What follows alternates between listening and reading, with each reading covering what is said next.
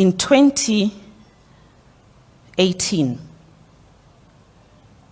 women across South Africa said enough is enough. If you will remember, before COVID, there was the total shutdown. Thousands of women brought the country to a standstill. We wore black.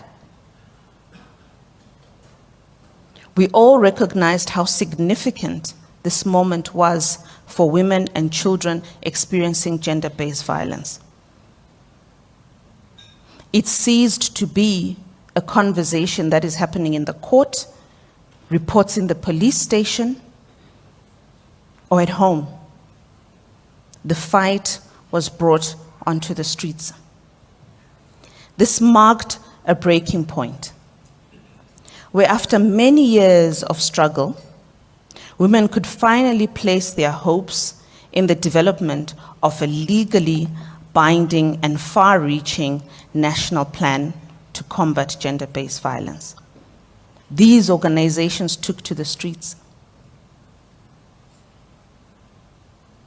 They collaborated, they coordinated, and they pulled together to hold government to account. Because I am addressing business and society, because I'm addressing business leaders today, where were you? Civil society cannot do it alone. Government cannot do it alone. You as employers and employees need to collaborate and see how we bring an end to this.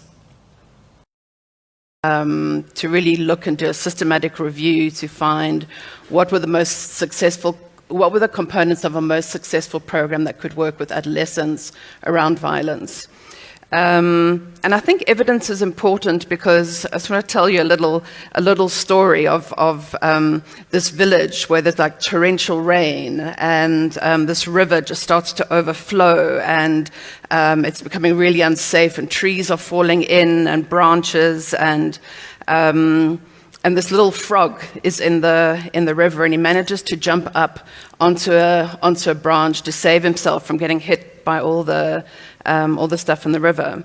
And then he looks down and he sees his little friend, the fish, and he thinks, oh no, the fish is going to die. And so he reaches down and lifts the fish out of the river.